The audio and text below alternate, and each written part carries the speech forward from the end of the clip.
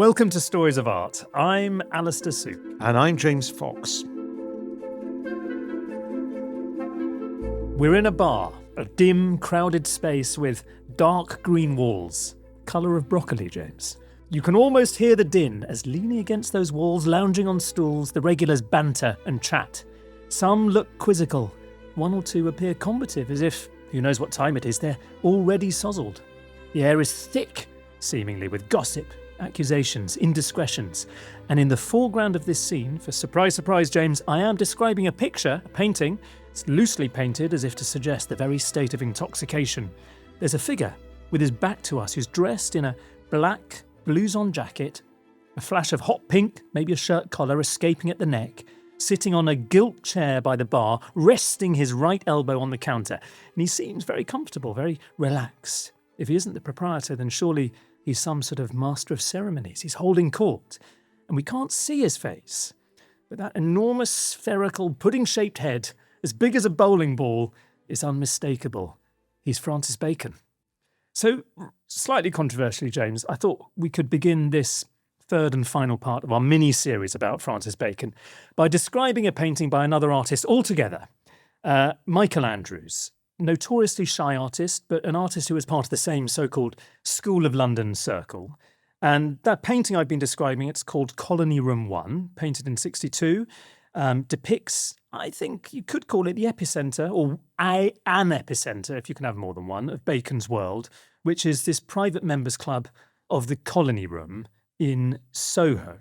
And the reason I really wanted to start with it is because I think it gives us a sense of Bacon's sociability, his gregariousness, and also the very personal turn that his art at this moment, as we're moving into the 60s, took. Yeah. Well, as you say, that painting was made in 1962, a momentous year for Francis Bacon. And we described in our previous episode 2 of this three-part series, how Bacon's success as an artist had been building really since the mid-1940s. And in May 1962, he gets this huge retrospective at the Tate Gallery. But on the very day of the opening, Alastair, he learns that his one-time lover, Peter Lacey, has died. So this then is the final episode in our epic story of the life and work of Francis Bacon.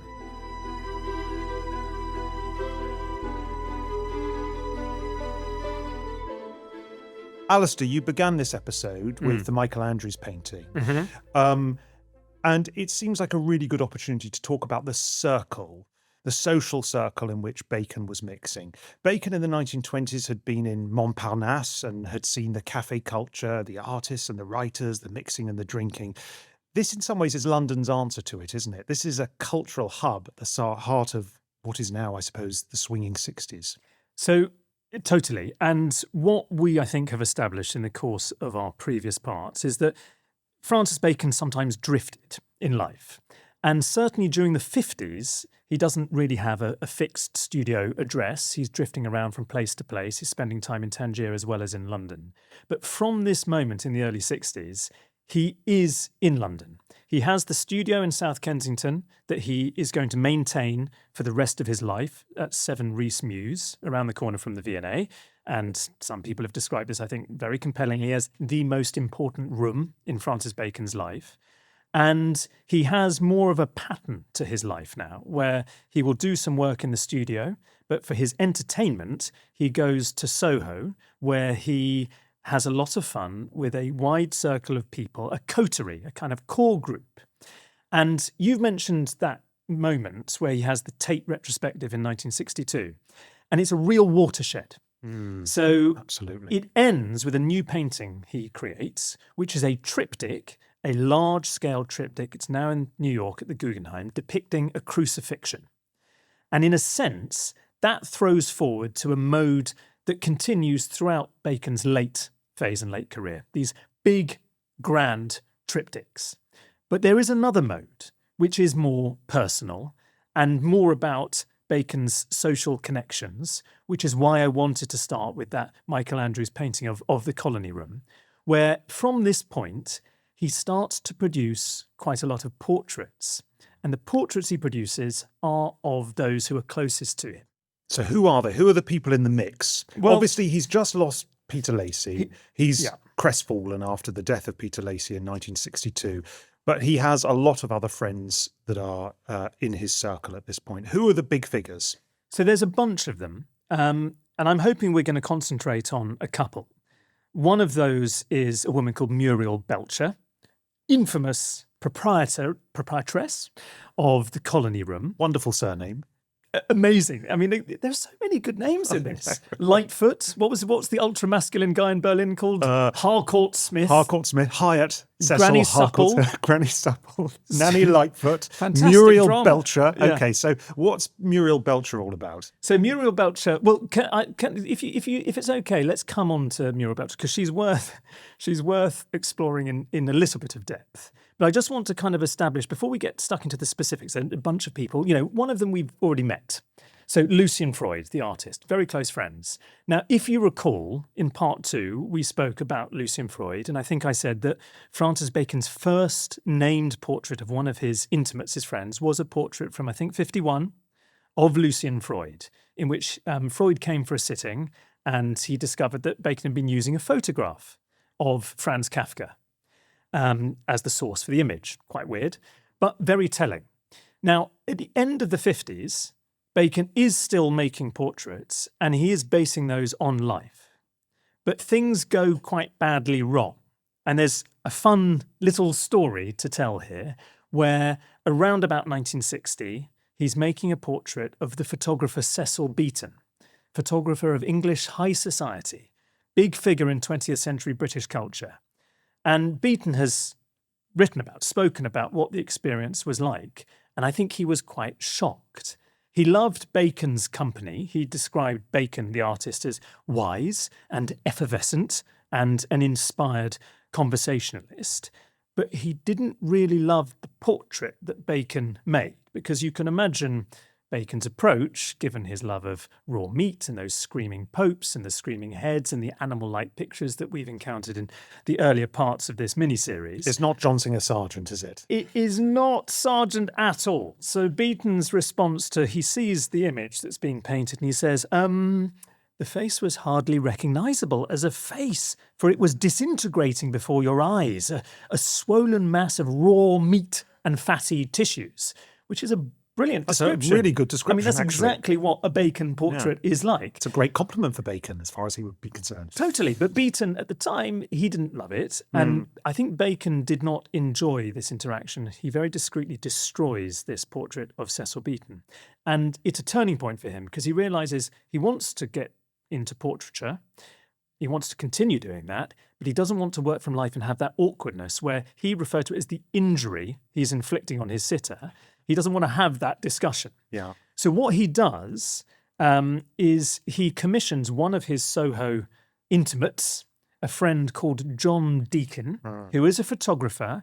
He worked for British Vogue. He has the distinction of having been hired and fired twice by British Vogue and supposedly made lots of models cry.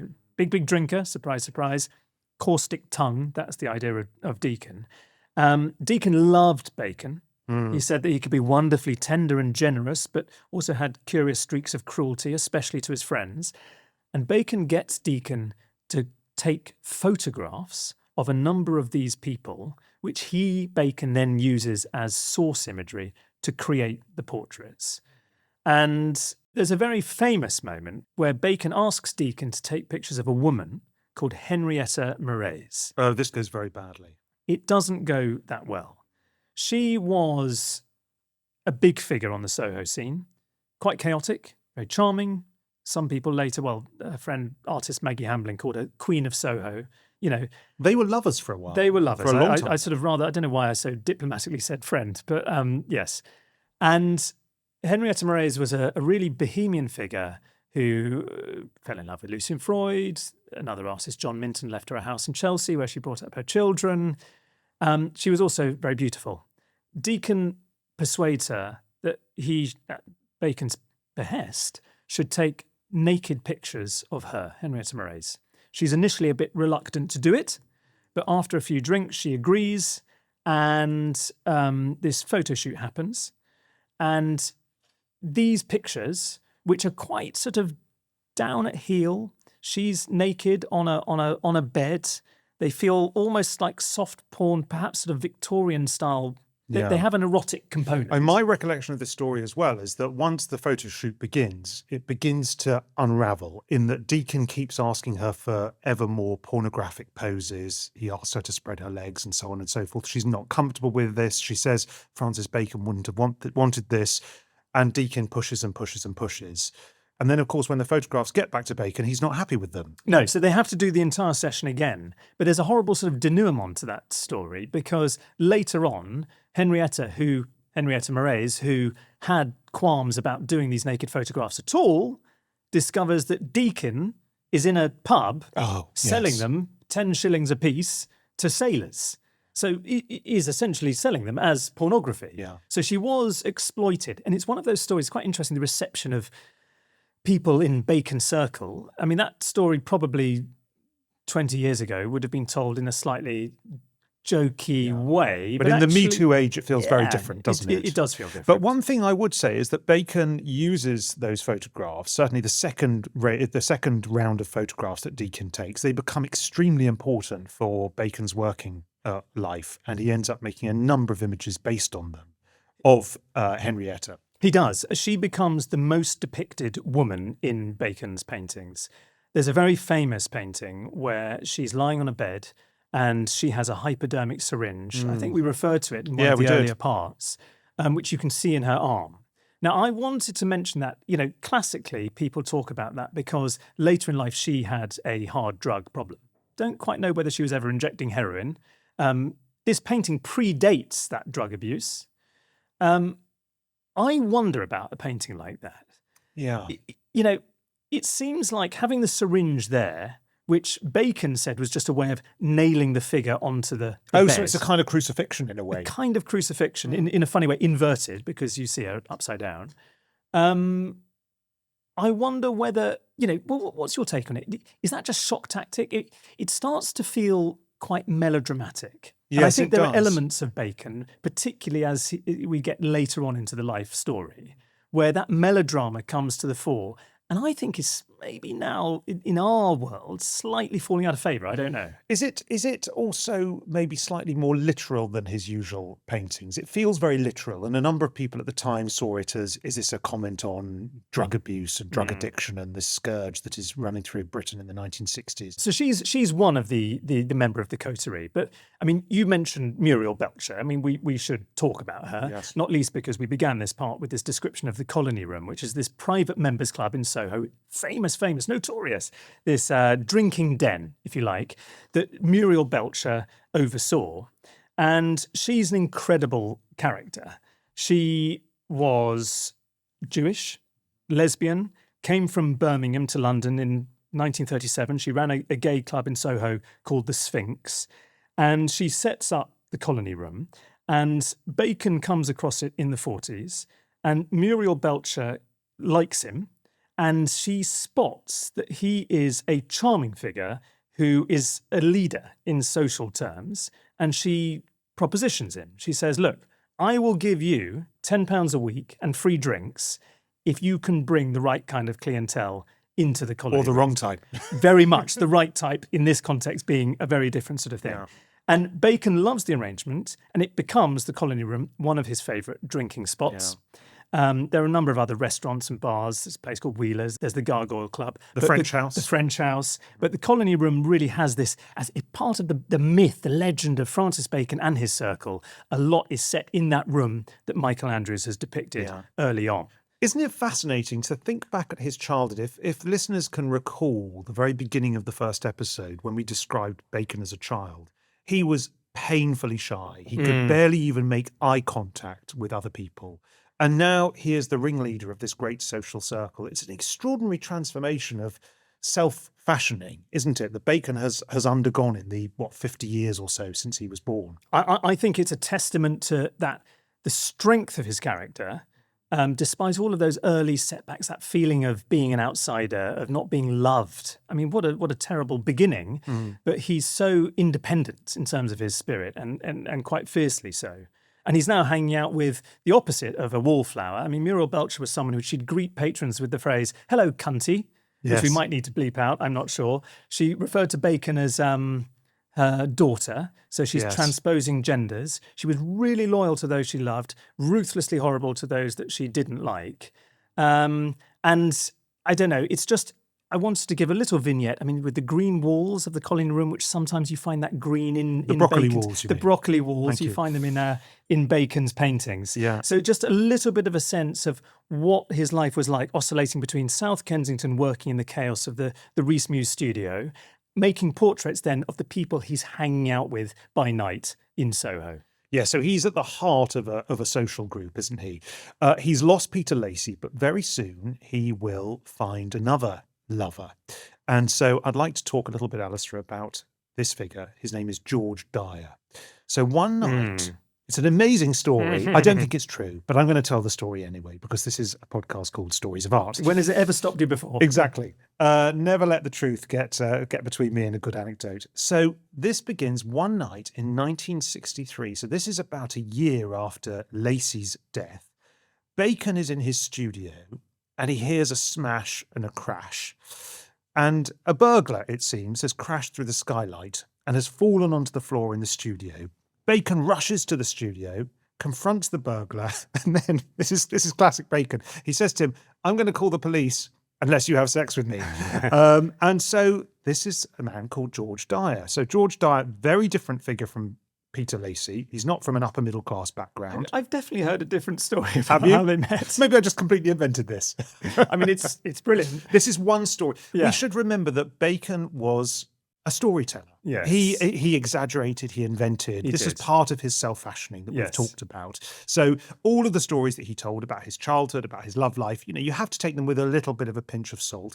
But often they are, they disclose a bigger truth. And in deeper this truth. case, George Dyer was a criminal from South East London. George Dyer was an East Ender. He was from a family of petty criminals. He was associated with the Cray brothers, Yeah. so these twins who tyrannised London in this period. But he was also a kind of quite gentle, naive, vulnerable man who was significantly younger than Bacon. So Bacon is in his 50s now, 53, 54. George Dyer is 20 years younger, so he's in his 30s. And they become lovers.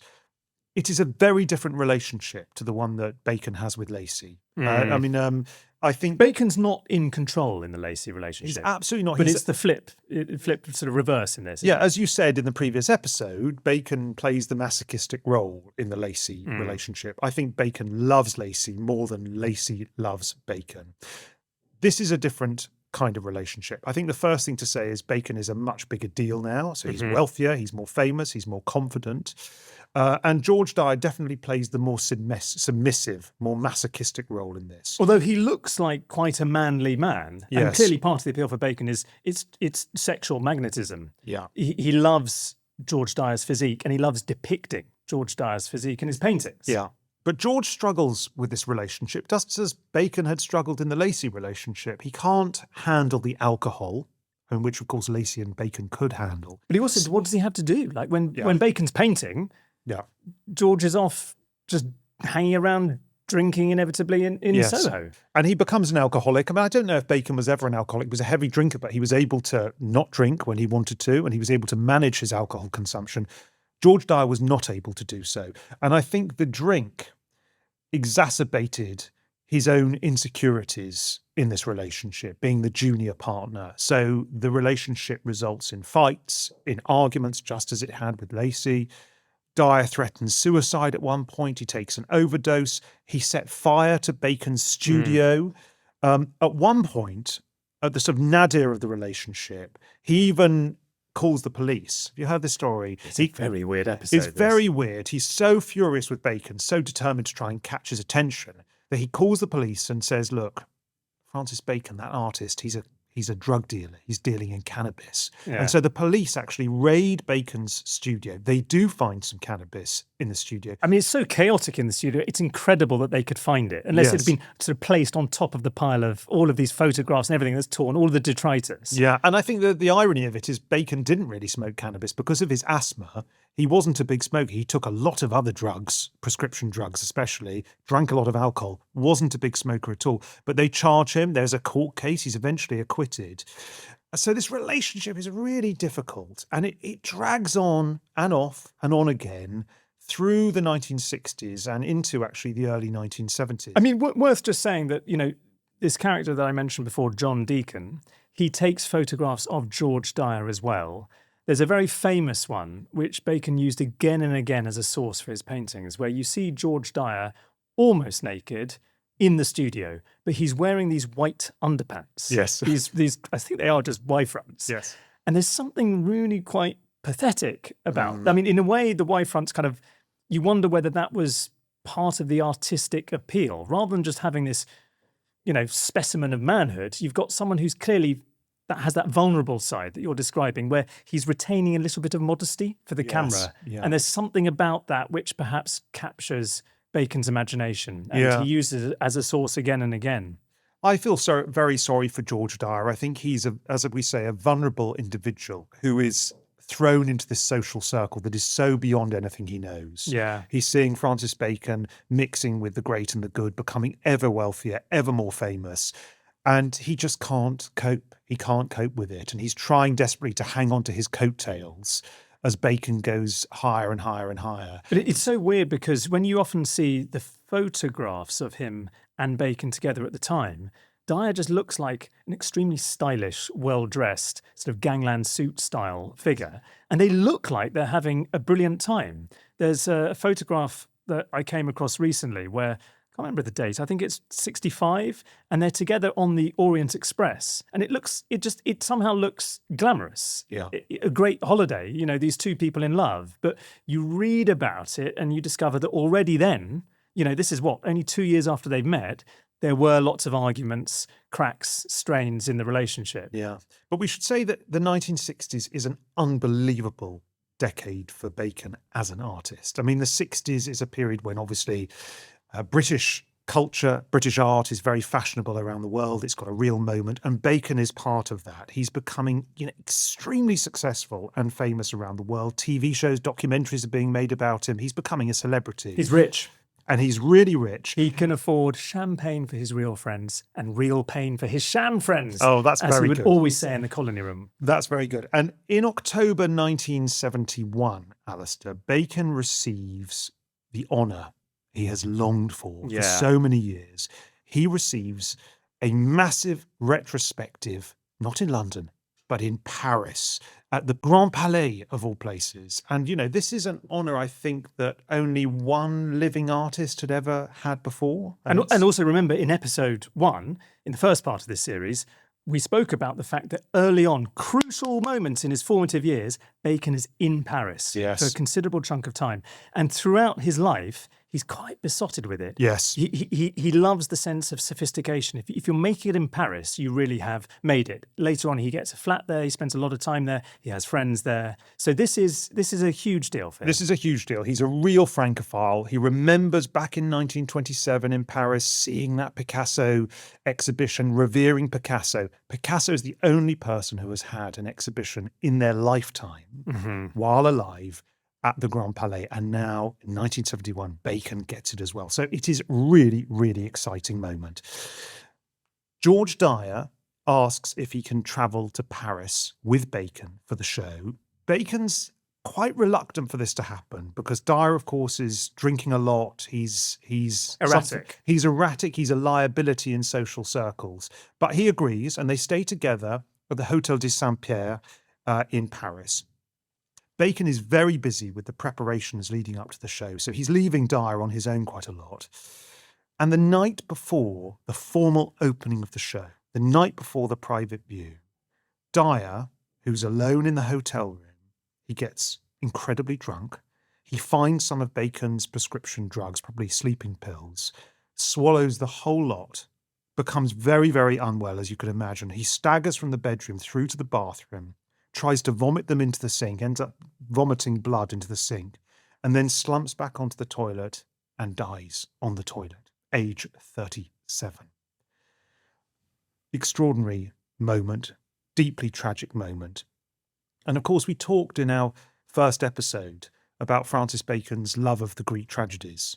If you've read the Greek tragedies, you know that hubris is always accompanied by nemesis, that triumph is always followed by disaster. And that is absolutely the case here. Bacon is like a character from Greek tragedy. Peter Lacey, of course, we discussed in the previous episode, died on the eve of Bacon's first retrospective at the Tate in 1962. And now George Dyer dies on the eve of the second retrospective in Paris 9 years later. You know, you couldn't write it, Alastair, and if you did write it, you wouldn't believe it. Bacon pulls himself together for the show. Have you seen some of the footage? The footage is incredible, Alastair. There is footage of him on the day of the opening of the exhibition. He's well-dressed, he's smart, he's drinking champagne, he's smiling, he's shaking hands. You know, the President of France is there. Yeah. But you can tell in his face there's a kind of glazed expression on the face. I think the phrase sometimes uses this sort of strange detachment that he has, but it doesn't mean that he's not feeling and not feeling extremely intensely. And I think one of the things he's really feeling is guilt. Yeah. It's his drugs that Dyer has overdosed on. And actually Bacon, I mean, in the first part of this episode, we spoke about John Deacon, the photographer. He was there in Paris as well. Bacon had tasked him with looking after Dyer, who had made suicide attempts before. And on this particular night, Deacon had thought, right, well, I'm off out. I'm going to go and enjoy myself in Paris. And Dyer was left alone. Actually, just finish the Deacon thing. He was actually quite ill himself. And he too died quite soon afterwards. And I think this is a real testament to the loyalty that Bacon could inspire in his friends. But Deacon named Bacon as his next of kin. Bacon had to identify his body and also pay for his funeral expenses. And this is just a brief moment of levity in amongst this rather dark thing. He said that this was the last dirty trick that Deacon played on me. But, you know, he later says to David Sylvester, at least when those interviews with David Sylvester, the art critic, are published, so important, he said, I've had a very unfortunate life because all the people I've been really fond of have died. And you don't stop thinking about them, time doesn't heal. Yeah. And that guilt motivates a whole series of paintings, doesn't it? Yeah. Which are dealing with the death of George Dyer. In a funny way, it's almost as if in death, George Dyer becomes an even more central figure in Bacon's art than he had been in life. Yeah. There's a longer passage that I'd like to read, actually, which really develops that thought. So this is what Bacon said in the aftermath of Dyer's death. He said, there it is. He's dead and nothing will make him come back. I've always known that it would go wrong. If I'd stayed with him rather than going to see about the exhibition, he would be here now. But I didn't, and he's dead. Those things have always been impossible. I've had the most disastrous kind of life in that way. Everybody I've ever been fond of has died. There have always been drunks or suicides. I don't know why I seem to attract that kind of person. There it is. There's nothing you can do about those things. Nothing. Bacon actually becomes obsessed with this death. He goes back to the hotel regularly. He asks to stay in the same suite. He sleeps in the bed that Dyer spent his last night in. He washes his face in the basin that Dyer threw up in. He sits on the toilet that Dyer died on. He can't get it out of his system. And in fact, the only way he can get it out of his system is through painting this series of pictures that you've already referred to, that all reflect on the death of Dyer. They're often known as the black triptychs. The black triptychs, because you see so much darkness within them. But there's one in particular that we want to discuss, isn't there? This is called Triptych May-June 1973. It's another triptych, another 3-canvas picture. Can you describe what we're looking at? So I'm just going to describe it as if we don't know anything about George Dyer. What we see are 3 interiors, and there's a doorway without a door, which is in a red wall towards the back of the space in each one. And on the other side of the doorway, there's just a lot of black, gloom, a void. And within that voidy space, in each case, there is a painting of a naked man. Mostly you just see either his head, his torso, but on the left, he's sitting on a toilet. In the middle, you just see his head in the gloom, and above him, there's a bare light bulb. And on the right, he seems to be related somehow to a sink. Yeah. And on the left and right, you also see down in the foreground, in what looks like a grey mushroom-coloured floor, a white arrow pointing in the direction of the threshold and the figure on the other side. But, it's interesting to me, and I think this is where you were about to go. This is an artist in Francis Bacon who hated storytelling. He hated narrative. But this is almost kind of documentary-like. Oh, it absolutely is. Yeah, I think this triptych is recording the final moments of George Dyer's life. So on the right-hand canvas, this is him vomiting into the wash basin. You can even see, if you look closely, you can see the blood streaming out of his nose. On the left-hand canvas, he is slumped lifelessly on the toilet. This is how the body was found. This is where Dyer died. And you'll see on both of those canvases, you've mentioned them already, these arrows. These arrows, I think, allude to crime scene photographs. I think that's what he's trying to allude to. Right. But the middle canvas is the one I find the most mysterious. You can see Dyer is in the bathroom. There's a light bulb, as you say, hanging over his head. He's lurching forward. So I think this is the moment he actually dies. I think this is the moment of actual death. And the reason I think that is because of this shadow, this strange bat-like form. Which intrudes from the doorway into the R area, the lit room. Yes, it emerges from the door almost like a monster from the bathroom, or almost like a pool of black blood. It is, I think, the shadow of death. I've got to say, I'm not exaggerating here, Alastair. I think it's one of the most terrifying things in the history of art. And the more you look at it, the more truly horrifying it is. And I hope that our listeners will get a chance to look at it. I find it melodramatic. Do you? You don't like it? I think it's too much. Oh, I think I'm sorry to tell you.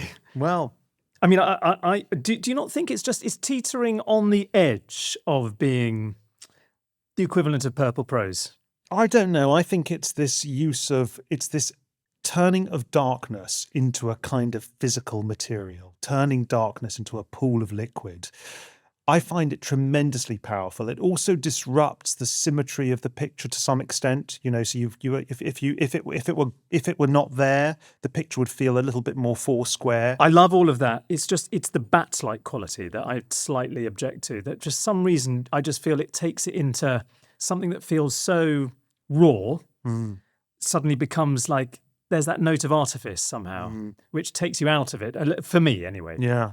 I find it terrifying. I remember going to see this picture, I think it's in Switzerland, and standing in front of that shadow and just thinking, oh my God, this is just brutal, absolutely brutal picture.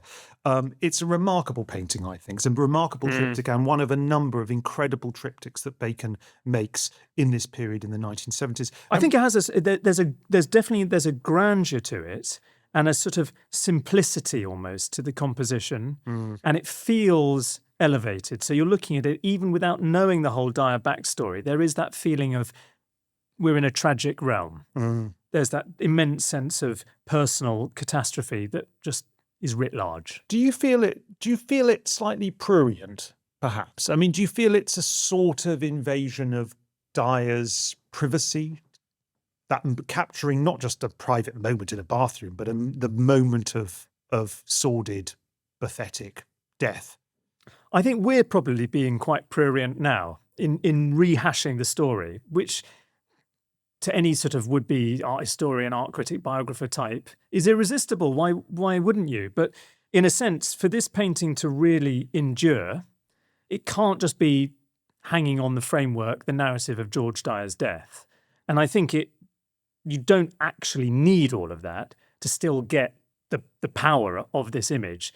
It hitting that nervous system, if you like, in a mysterious way. You might look at it puzzled by why is that figure slouched on the loo on the left? Why is there this other figure who seems to be vomiting into a basin on the right? But the power of it is clearly trying to talk in more universal terms about mortality, death, end things. Do you know I've been in that hotel room? No. Have you? I made 15 years ago, I made a series for the BBC about modern British art. Right. And we told the story of George Dyer, and we found the hotel, and we found the room number that they stayed in, and we did a sequence in the room. Can anyone stay there now? You can stay there. It's still a hotel available to the public. Is there a little plaque on the There's room no as you go plaque. in saying George Dyer died on the toilet On here. this list.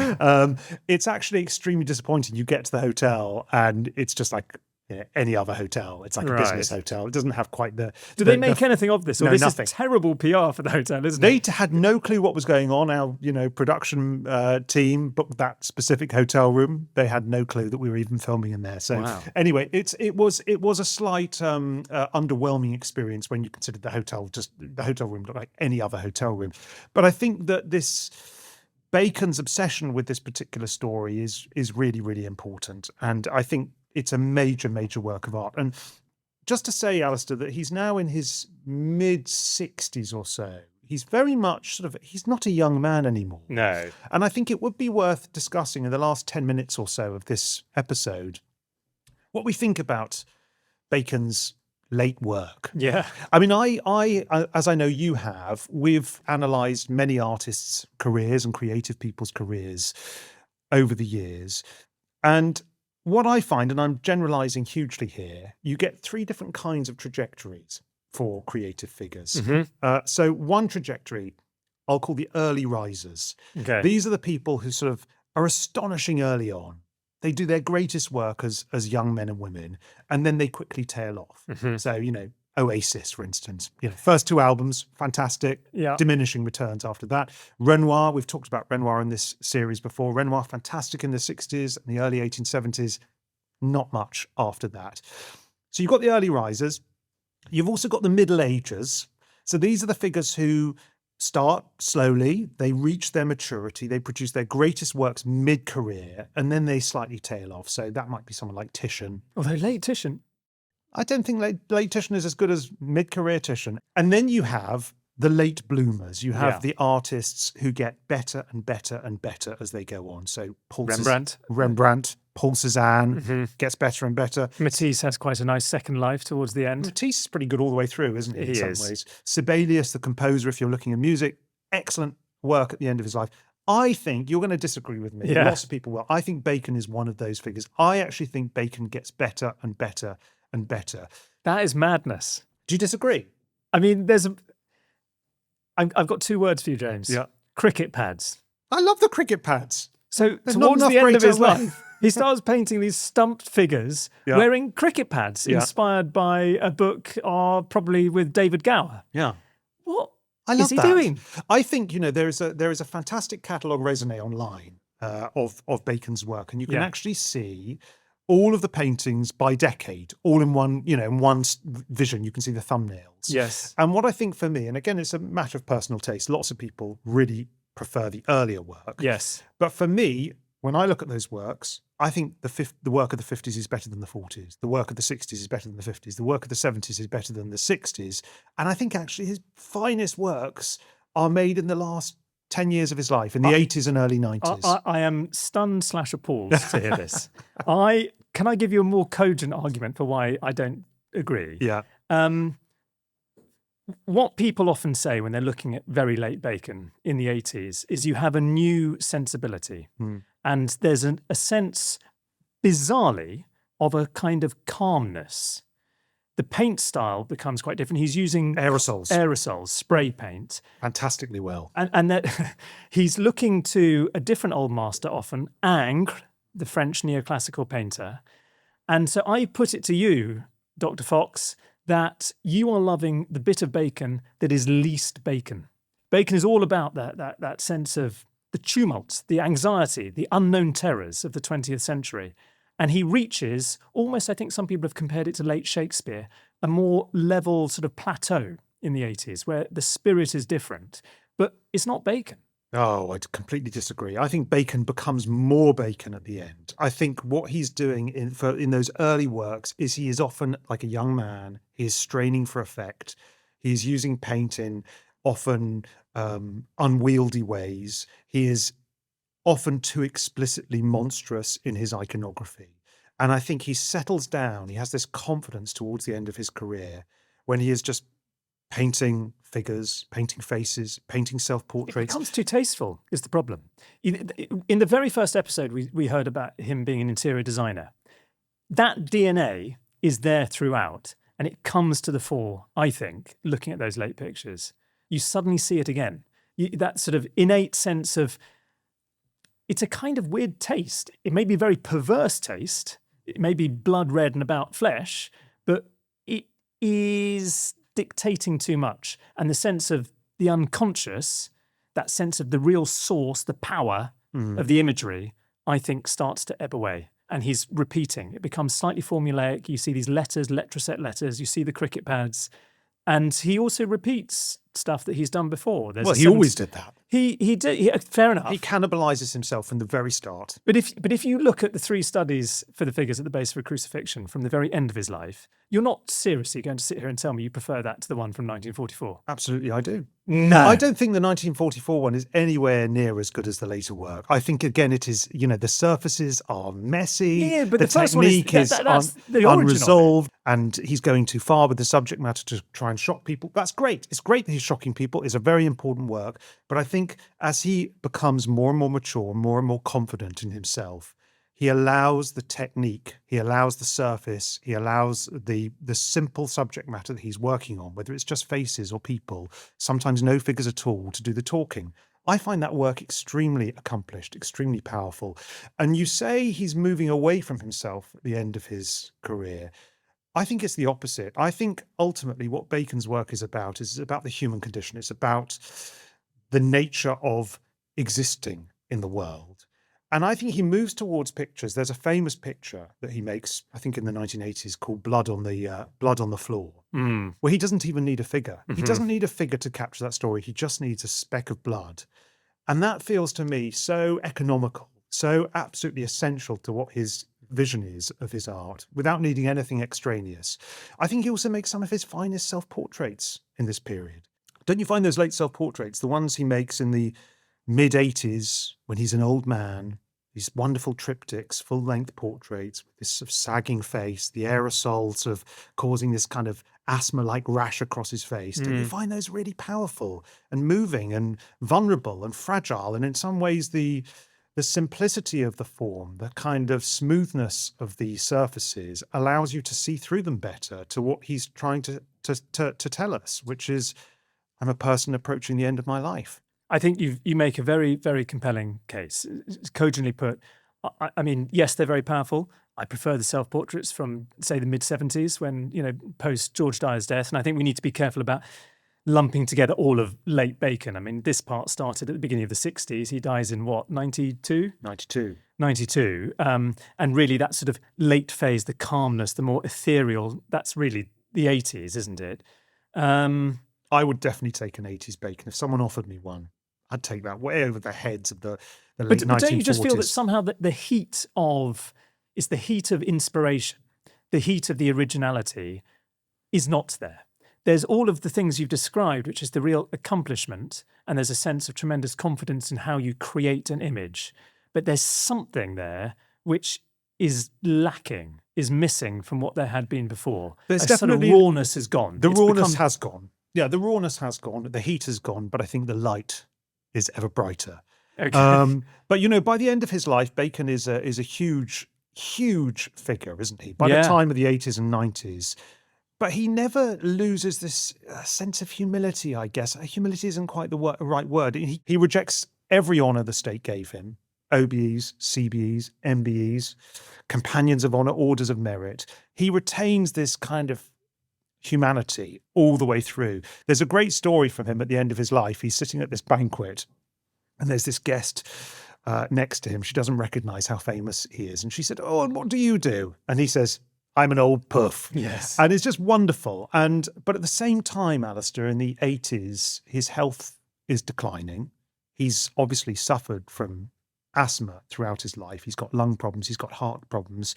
He begins collapsing in public. He's really suffocating slowly with his own failing lungs. He actually has to carry around an oxygen canister at one point. And in April 1992, he makes a journey to Spain. He's told not to go by his doctor, but he does it anyway. He probably knows that he doesn't want to die in England. He can barely get off the plane.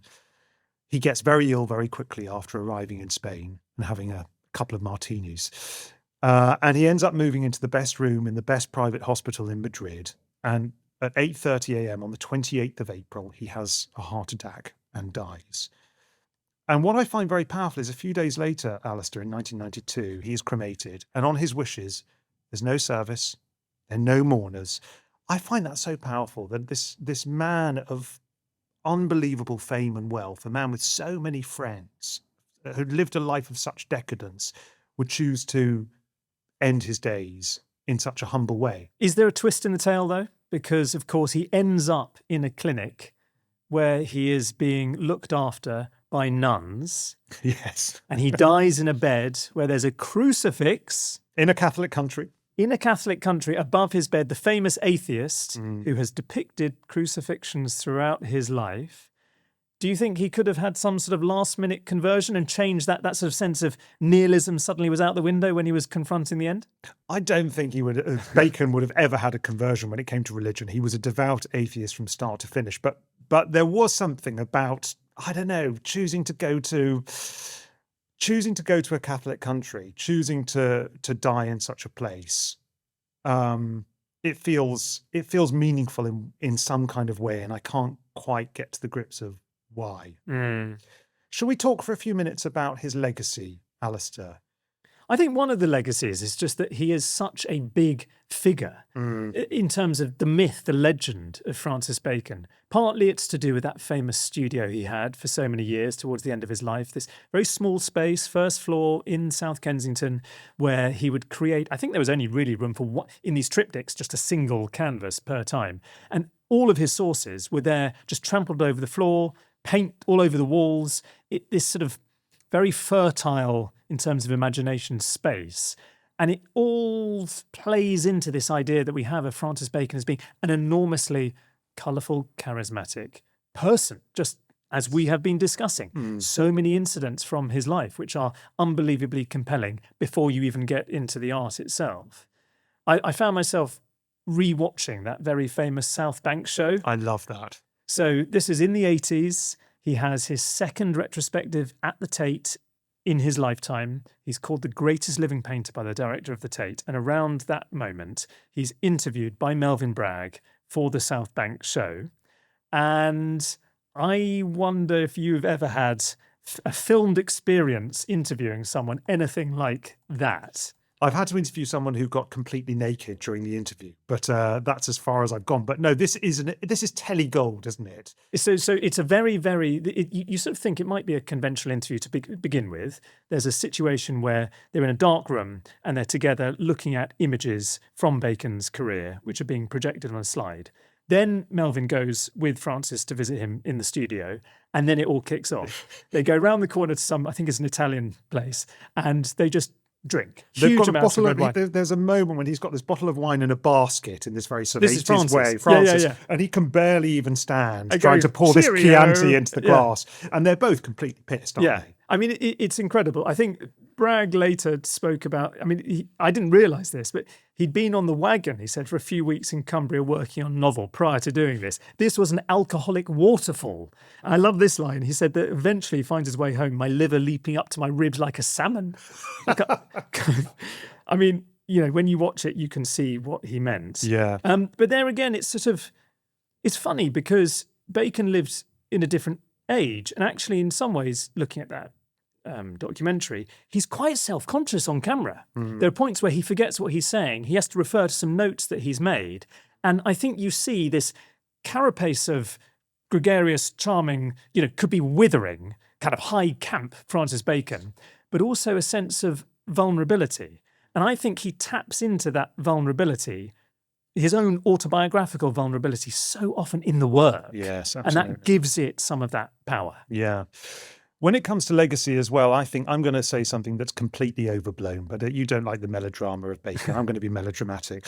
There are said to be 3 narcissistic wounds suffered by humanity. Have you heard this? No, I have not. So the first comes with Copernicus, when Copernicus tells us that the Earth is not the centre of the universe. The second comes with Darwin, when Darwin tells us that we are evolved from other creatures. And the third comes from Freud, when Freud tells us that we aren't even in control of our own minds. And I think Bacon should be added to that list. I think Bacon is the fourth narcissistic wound to humanity, because I think Bacon's work, it reveals almost the most appalling truth of them all, which is that, despite our philosophies, despite our religions, despite our podcasts, that we are just really sacks of flesh and blood, living these crude, meaningless lives in an uninterested universe. And of course, we may not agree with that assessment. I hope most of us don't. But I do think that as a body of work, that is a message that Bacon imparts. And that, I think, is why we continue to find it so terrifying and appalling and shocking. But it's also what makes it so perpetually important. On which cheery note, come back next week for some more depressing. No, I think you're absolutely right. I mean, it adds up to something, doesn't it? It adds up to a view of the world and a view of humanity that not that many artists' work does. I think the thing that I struggle with slightly as a critic these days is almost Bacon overkill. He's such a big figure. There are so many shows of Bacon's work, which you see again and again. And in a sense, there's something quite... it can sometimes feel like there's a formulaic quality to the way he makes images, something quite almost artificial. He loves the gilt frames, the glazing. I don't think that speaks to a very contemporary sensibility. That's fine. But if I can set that to one side, then at its core, there is something which is totally unvarnished and true. And it is that sense of rawness. It is that sense of actually the atrocious quality of this planet. Again, cheery thought. But he's just telling it as it is in the best works. Yes. And whether it's, you say, the paintings punch you in the face, they catch you by the throat. He talked about the painting operating just like that on the nervous system. At their best, that is exactly what they do. I mean, you react for all of everything we've said over the last 3 hours of this miniseries, whatever it is, you have to go and see the paintings themselves because they have that frenzied, violent kind of excitement, if you like, in the meaningless of existence. Yeah. Well, what an incredible body of work. What an incredible life story. It's been a pleasure to go through it so carefully with you, Alastair. Yeah. Thank you, James. Goodbye. See you next time.